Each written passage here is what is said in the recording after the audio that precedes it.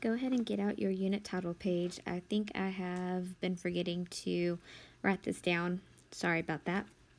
So up here at the top, R1.1 through R1.5 was on your Unit 1A test. And then everything below that is going to be on your second test. Remember, we're still just doing algebra. We haven't quite gotten to geometry yet. R1.6 was greatest common factor. I just abbreviated GCF. And then R1.7 is factor out a monomial. Today's lesson is going to be factoring trinomials.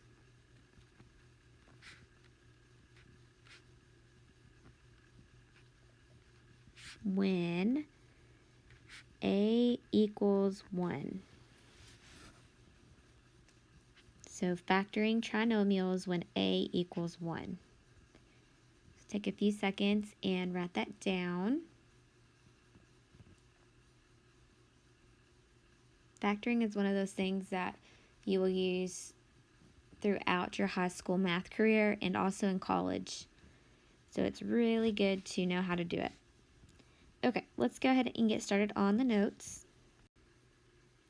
Yesterday we factored out a monomial, so we took out a greatest common factor, and then today we're going to be factoring trinomials. So what does it mean to factor a number? You're going to be figuring out what two numbers do you multiply to get that product. So down here, what are the factors of the following polynomial? So here's my product, my polynomial or trinomial, because there's three terms there. And then each one of these binomials are the factors. Because we know if we multiply these two factors together, like x times x, x times 3, 2 times x, and 2 times 3, that would equal this product of x squared plus 5x plus 6. So now we're going to be going backwards. We're going to start with x squared plus 5x plus 6. And we need to figure out, well, what two binomials do I multiply to get this trinomial?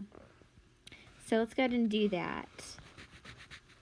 Okay, we're first going to start off with the box method. There's actually a shortcut, but I want to teach you again on how to use the box method just because when we get to problems later on, you're going to really like this box method.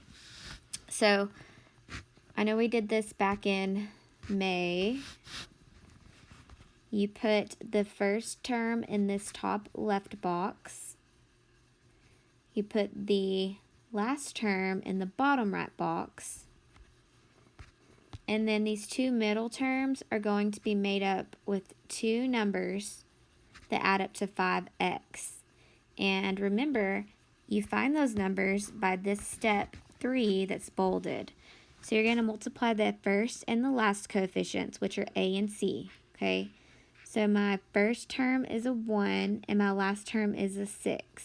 So I'm going to multiply those together. 1 times 6, which is 6. And we're finding the factors of 6.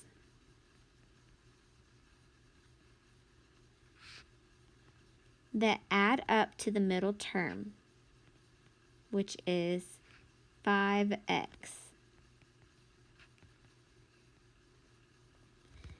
So we're looking for the factors of 6 that add up to 5. So let's start listing out some factors of 6. So we know 1 times 6 and 2 times 3.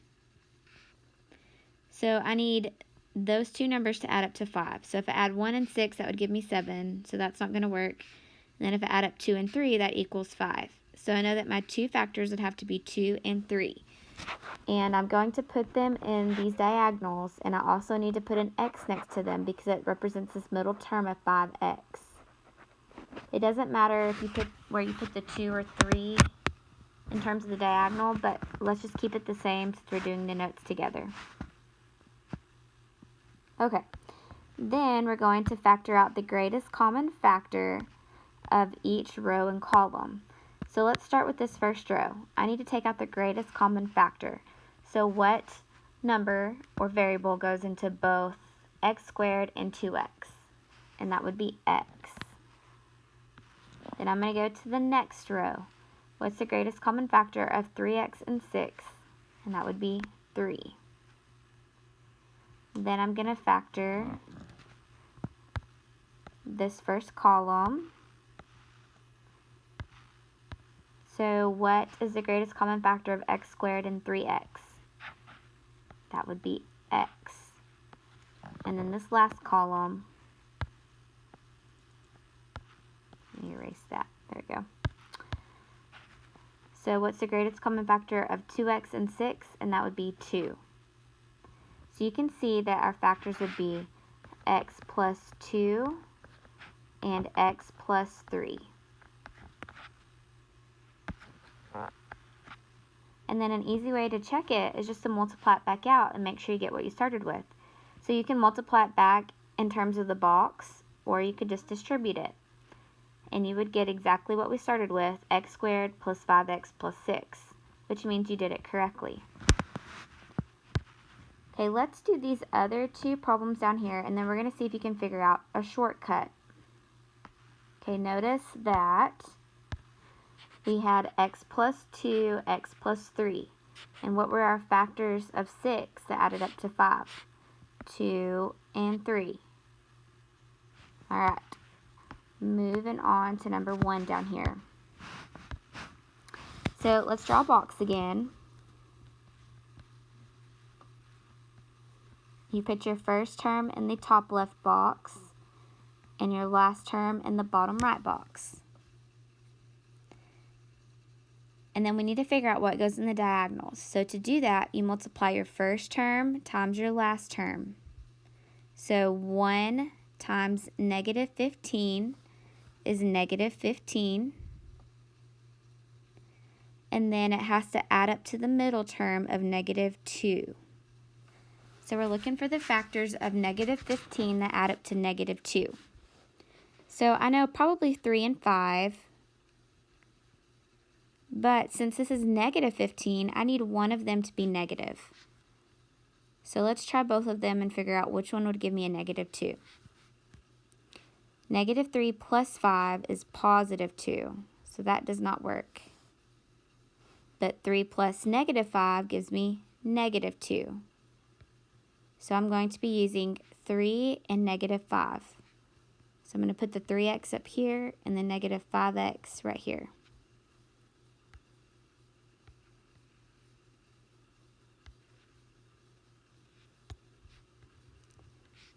Okay, so now let's factor out each row and column. I'm going to start with this first row.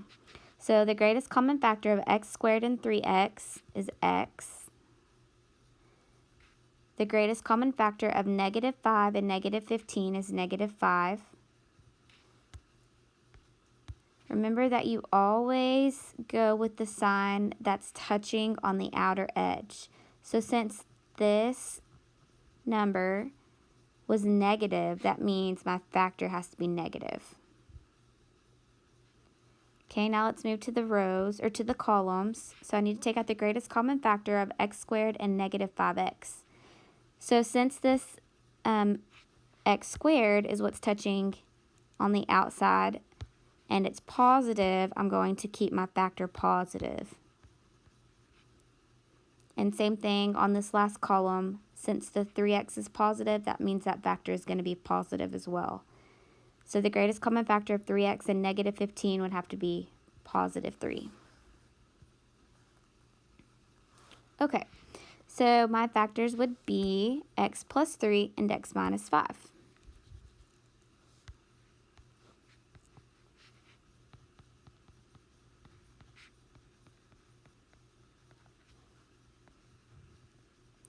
Sorry, I may should have given you a little bit more room to work there. So what do you notice about your two factors that we started with and then what we ended up with?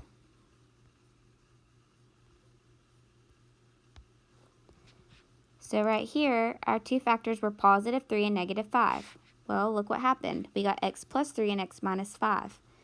So really, we don't actually have to do the box method with these type of problems because our two factors end up being the exact same numbers in our binomials.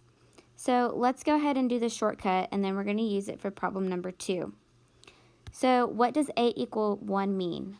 Well, all of these problems are just starting with x squared. So like the one we just did was x squared minus 2x minus 15.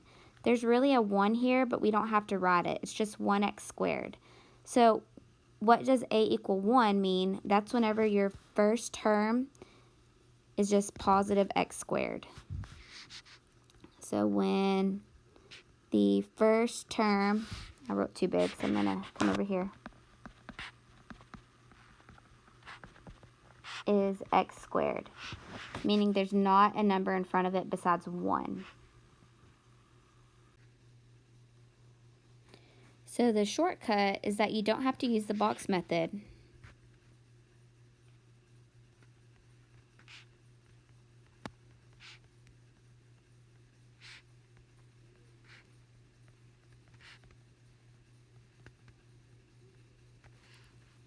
Instead, you could just find the product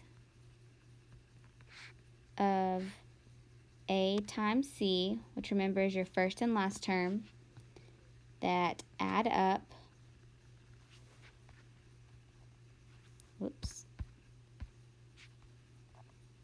to the middle term.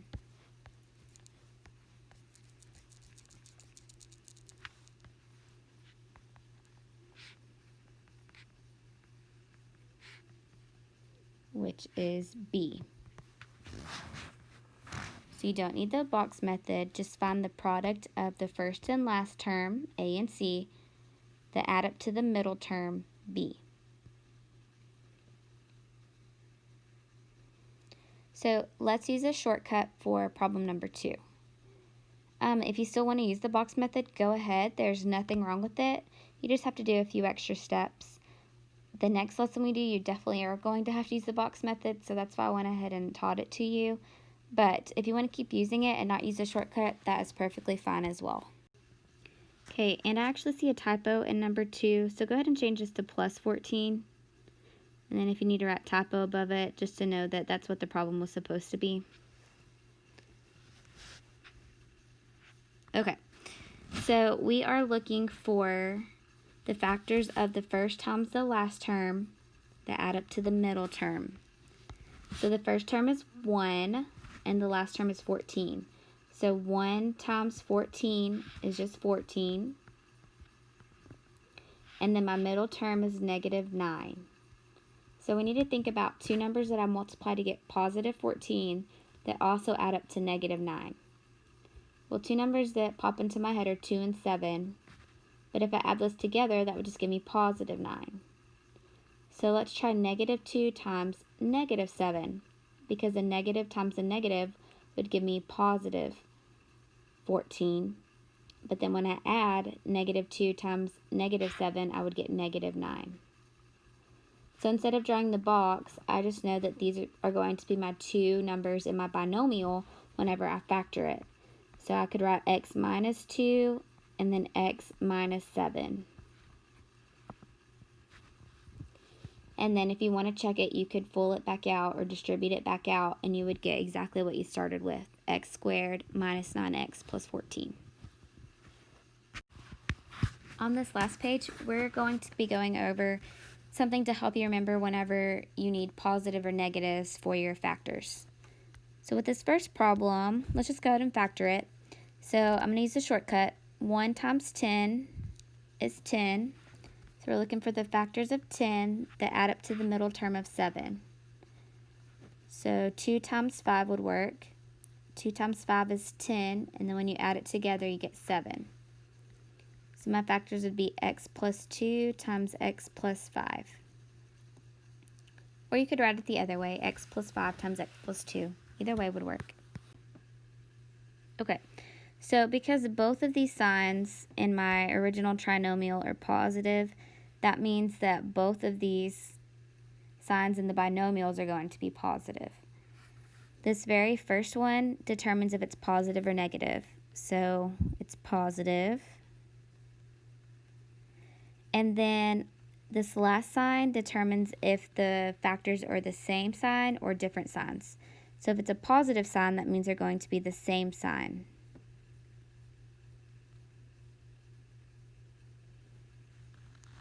So they're both positives. Okay, let's do the next example. So this time I still have 1 times 10 for my product, but now they need to add up to -7 since my middle term is negative. So I could use 2 and 5 again, but I would need them to be negative. -2 times -5 still gives me +10. And then when I add them together, I would get -7. So my factors would be -2 times -5. So this time you can see I have 2 negatives, which does not look like the same signs in my trinomial. My first sign is negative. So this first sign determines that they're going to be negative. And then this last one tells me that they're going to be the same because I have a positive sign. So anytime your last term is positive, that means that your signs have to be the same. Because think about it. A positive times a positive is a positive. And then a negative times a negative is a positive. So if your last term in your trinomial is a positive, your signs have to be the same in your factors.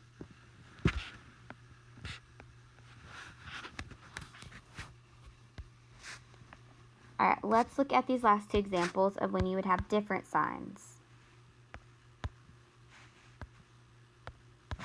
So because this first sign is negative, that tells me that I'm going to have the bigger number negative.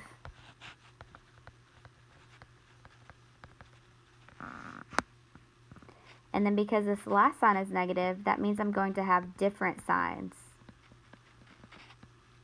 A lot of times kids think, oh, those are both negative. That means that both of my factors have to be negative. And that's not true. Because the last term is negative, you're going to have a positive times a negative in order to get that last term to be negative. So let's go ahead and factor it and figure out what those two numbers would be. So I have 1 times -10 this time. So this time my product is -10. And it needs to add up to -3. So we can use 2 and 5 still. But I know that one of those numbers has to be negative. Because a negative times a positive would give me -10.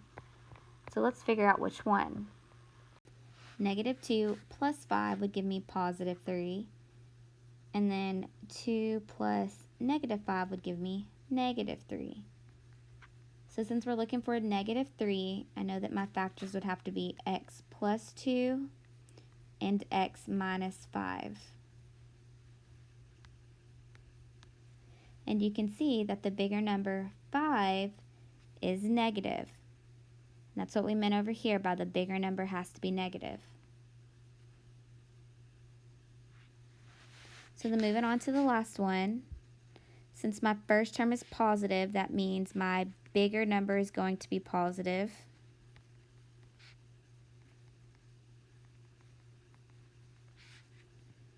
And I'm going to have different signs.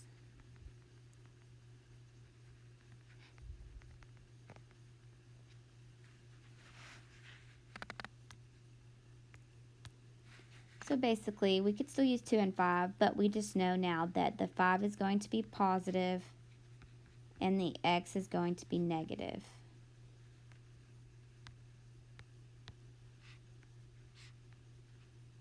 Because whenever I multiply 5 times -2, that would give me -10. And then whenever I add 5x and -2x, that would give me a +3x. Alright, that's it for your notes. Hope you guys have a great day.